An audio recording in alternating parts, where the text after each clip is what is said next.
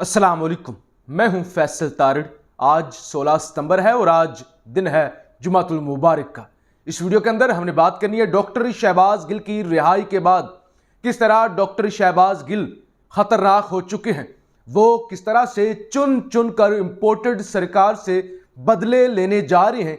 शहबाज शरीफ किस तरह से रंगे हाथों पकड़ा गया है। इस्लामाबाद हाई कोर्ट के फैसले के हवाले से भी हमने बात करनी है। और सुप्रीम कोर्ट के अंदर जो डॉक्टर शहबाज गिल का केस लग चुका है और इम्पोर्टेड सरकार के लिए खतरे की घंटियां बज चुकी हैं, इस हवाले से भी हमने बात करनी है। सबसे पहले जनाब, डॉक्टर शहबाज गिल को कल रिहाई मिली 36 दिनों के बाद और उसके फौरी बाद अब इस्लामाबाद हाई कोर्ट की जानिब से तहरीरी फैसला सामने आ चुका है। वो तहरीरी फैसला बड़ा दिलचस्प है और बड़ा दबंग अंदाज में जस्टिस अतर मनल्ला साहब की जानिब से लिखा गया है। वो आपके सामने रखना इंतहाई ज़रूरी है और उसके बाद ही आप समझ सकेंगे कि अब आगे क्या होने जा रहा है और सुप्रीम कोर्ट के अंदर डॉक्टर शहबाज गिल केस के हवाले से किस तरह से इस मौजूदा रजीम को झटका लगने जा रहा है और किस तरह से इनकी शामत आने जा रही है।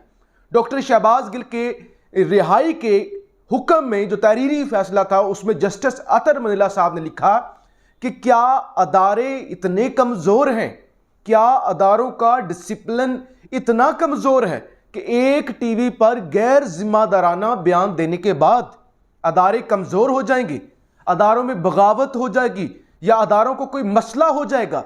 क्या अदारों की साख, पाक फौज की साख इतनी कमज़ोर है कि एक बयान की वजह से हलचल मच जाएगी और बगावत हो जाएगी। तो ये तो उन्होंने कहा एक बेवकूफ़ी है, इसको किसी जगह पे भी डिफेंड नहीं किया जा सकता। बयान ज़रूर गैर जिम्मेदाराना था, ऐसा बयान नहीं देना चाहिए था, लेकिन अदारे इतने कमज़ोर नहीं हुआ करते कि वो एक बयान की वजह से हिल जाए। नंबर 2, उन्होंने कहा डॉक्टर शहबाज गिल को आप कैसे सज़ा से पहले इतने महीनों के लिए, इतने दिनों के लिए जेल में रख सकते हैं। ये तो ट्रायल से पहले ही सज़ा है, यानी तशद्दुद भी हो जाना, टॉर्चर भी हो जाना और एक बंदे को अच्छी तरह से जुल्म सितम का निशाना बनाना, उसके बाद उसे जेल में डाल देना। अभी केस का फैसला तो हुआ नहीं, अभी तो ये साबित नहीं हुआ कि क्या बगावत हुई है, क्या अदारों को बगावत पर उकसाया है, क्या हुआ है, क्या नहीं हुआ। ट्रायल से पहले ही आप सजा देना चाहते हैं। नंबर 3, उन्होंने कहा फौज जिनके खिलाफ बयान आया है मुबैना तौर पे कि फौज को बगावत पर उकसाया है, फौज में तफरीक पैदा करने की कोशिश की है, अगर इतना ही संगीन इल्जाम था, अगर इतना ही संगीन बयान था, तो फौज का कोई अफसर क्यों नहीं मैदान में आया?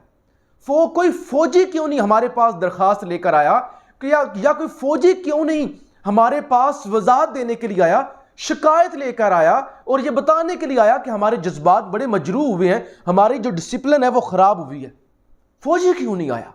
यानी देखिए, तकलीफ फौज को हुई है ना, बयान फौज के खिलाफ था ना, फौज क्यों नहीं मैदान में आई? फौज के अदारे का कोई भी एक नुमाइंदा क्यों नहीं मैदान में आया कि हम भी इसमें स्टेक होल्डर हैं, क्योंकि ये कार्रवाई हमारे खिलाफ हुई है। लिहाजा जब वो नहीं आए तो जस्टिस अतर मनल्ला ने कहा कि आप मामे लगते हैं, आप यहां पे जो है वो इतना बड़ा केस बना के ले आए हैं। तो उन्होंने बड़ा जी झाड़ा, उन्होंने कहा जब फौज ही नहीं आई और इतने में उन्होंने कहा कोई बगावत नहीं हो जाती, इतने में कुछ भी नहीं होता और इस तरह हम शहबाज गिल को जो है वो अंदर नहीं रख सकते। तो इस केस के अंदर इस्लामाबाद हाई कोर्ट के तहरीरी फैसले में डॉक्टर शहबाज गिल सुरखरू हुए हैं और इम्पोर्टेड सरकार ने जो ख्वाब देखा हुआ था कि फौज के कंधे पर बंदूक रखे, फौज को इस्तेमाल करके फौज को फ्रंट फुट पर रखेंगे और बदले हम अपने लेंगे, बदनाम फौज होगी, लोगों के दिलों में फौज के खिलाफ नफरत उभरेगी और ये बदले ये अपने लेंगे, सियासी मकासद ये अपने हासिल करेंगे और लोग कहेंगे कि फौज जुल्म करवा रही है, एस्टैब्लिशमेंट जुल्म करवा रही है। ये इतने फसादी, 2 नंबर और फ्रॉडिये लोग हैं। अब जी जरा इन्होंने जाहिर है जुल्म, आप जुल्म करते हैं तो आपको सजा मिलती है जनाब।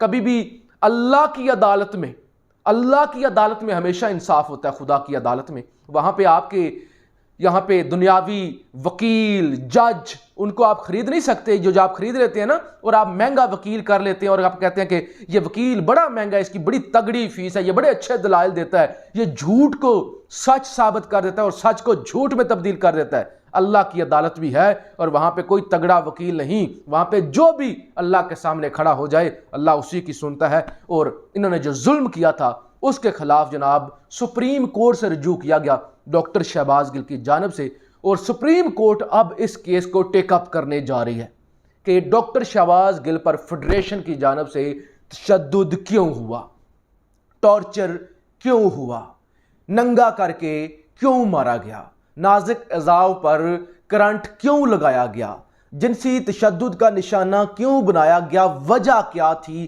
تک کیا بنتا ہے، کون سے قانون میں، آئین میں، کس جگہ پر لکھا ہوا ہے اور ایسا کیوں ہوا۔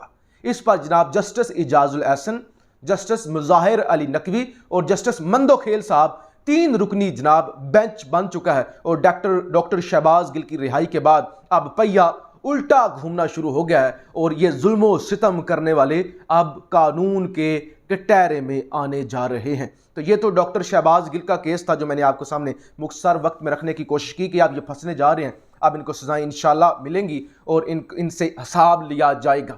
امپورٹڈ جی پچھلے 2 دنوں سے سمرقند پہنچا ہوا ہے، اور وہاں پہ جی ایک کانفرنس ہوئی جس میں آپ کے سارے ایشیائی ممالک تھے، چائنا تھا، رشیا تھا، اور آپ کے سینٹرل ایشین ممالک تھے، انڈیا تھا، پاکستان تھا۔ اس ساری کانفرنس کے اندر پاکستانی ہونے کے ناطے یہ بات تو نہیں کرنی چاہیے، لیکن اگر کوئی ملک بیک فٹ پہ تھا تو وہ میرا ملک پاکستان تھا، کہ امپورٹڈ جسے رشین پیوٹن کے ساتھ مل رہا ہے تو وہ کبھی ڈیوائس گر جاتی ہے، کبھی کچھ گر جاتا ہے، کبھی کوئی ڈرامہ ہو جاتا ہے، وہ تو ساری چیزیں آپ نے دیکھ لی نا، رات کو بھی ایک ویڈیو میں نے کی تھی اس میں بھی بتایا تھا، اور آپ اس وقت سوشل میڈیا پہ دیکھ چکے ہوں گے کہ کس طرح کے جوکر ہم پہ مسلط کیے، کس طرح کی سوگاتیں ہم پہ مسلط کی، وہ دنیا میں جاتی ہیں ہماری کوئی ٹکے کی عزت نہیں رہ جاتی، وہ اس طرح کر کے بیٹھ جاتا ہے، اس طرح کر کے بیٹھ جاتا ہے۔ اور عجیب ڈرامہ میں دیکھ رہا تھا بیلاروس کے صدر کے ساتھ، لوکاشنکو جو ان کا صدر ہے ان کے ساتھ بیٹھا ہوا تھا شہباز شریف، اور ادھر بلاول مفتاح اسماعیل، وہ سارے نوٹ لے رہے تھے، وہ سارے لکھ رہے تھے کہ لوکاشنکو یا لوکاشنکا ان کا جو صدر ہے وہ کیا بول رہا ہے، اور پوائنٹس لکھ رہے تھے۔ ہمارے والے اس طرح چودھری بن کے، سیٹ بن کے، ٹانگ پہ ٹانگ چڑھا کے بیٹھے ہوئے تھے، یعنی یہ پروفیشنلزم ہے۔ اور کس طرح یہ رنگے ہاتھوں پکڑے گئے ہیں بڑی واردات ڈالتے ہوئے، وہ ذرا دھیان سے توجہ کیجیے گا۔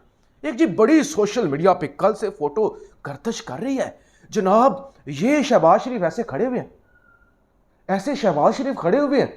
اچھا یہ اب پی ایم ایل این نے، سوری لائٹ چلی گئی ہے، پی ایم ایل این نے وہ فوٹو بڑی، وہ شہباز شریف کو اس ساری کہانی کے اندر، یہ میں لائٹ ذرا آن کر لوں معذرت کے ساتھ یہاں پہ۔ اچھا شہباز شریف وہاں پہ آپ نے دیکھا کہ کس طرح سے وہ ہاتھ پہ ہاتھ رکھ کے وہ اس طرح سے کھڑے ہوئے ہیں، اور باقی لوگ سارے پیچھے ہیں، طیب اردگان بھی ہیں، پیوٹن بھی ہیں۔ یہ جو لائٹ اندھیرے میں آپ مجھے دیکھ رہے ہیں یہ بھی امپورٹڈ سرکار کے کارنامے ہیں، لہٰذا برداشت کیجئے، یہ انہی کا ظلم ہے۔ اس وقت میں لاہور موجود ہوں تو لاہور کے اندر یہ صورتحال ہے، ذرا اندازہ کر لیں۔ تو جناب وہ تصویر اتنا پراپیگنڈا کہ دیکھو پاکستان کی عزت، ایک عالمی لیڈر شہباز شریف نے پاکستان کی عزت بحال کرا دی۔ اس وقت سارے لیڈران کی نظریں شہباز شریف پر ہیں۔ وہ جب ویڈیو پوری پلے کر کے دیکھیں تو پتہ چلتا ہے کہ وہ 1 سیکنڈ میں شہباز شریف وہاں سے کراس کر کے گزر جاتا ہے، اور وہاں سے کوئی روٹی شوٹی وہ کھاتا ہے، اس کی طرف دھیان ہوتا ہے، اور انہوں نے وہاں پہ پاز کر کے وہ تصویر لی اور پورے میڈیا پہ وائرل کر دی۔ دیکھ لو اردگان، پیوٹن، سارے جو ہیں وہ اس وقت شہباز شریف کی طرف دیکھ رہے۔ تو یہ اتنے وارداتی ہیں لیکن پکڑے جاتے ہیں، بے عزت ہو جاتے ہیں۔ کوشش یہ کرتے ہیں کہ یہ دکھا سکیں، دنیا کو ڈرامہ کر سکیں، بے وقوف بنا سکیں۔ اللہ کا شکر ہے سوشل میڈیا آ گیا، یوٹیوب، ٹویٹر، سارا کچھ آ گیا، ورنہ یہ تو آج تک پاکستانیوں کو اندھیرے میں رکھتے جیسے اس وقت میں اندھیرے میں ہوں، یہ ہمیں بے وقوف بناتے رہتے۔ خیر جی، یہ ہر جگہ پہ رنگے ہاتھوں پکڑے جاتے ہیں، ہر جگہ پہ ان کی رسوائی ہوتی ہے، ہر جگہ پہ بے عزت ہوتے ہیں، لیکن شرم نام کی کوئی چیز نہیں ہے، اور ہمیشہ ڈرامہ کرتے ہیں۔ اپنی رائے کا اظہار ضرور کیجیے گا۔ پاکستان زندہ باد۔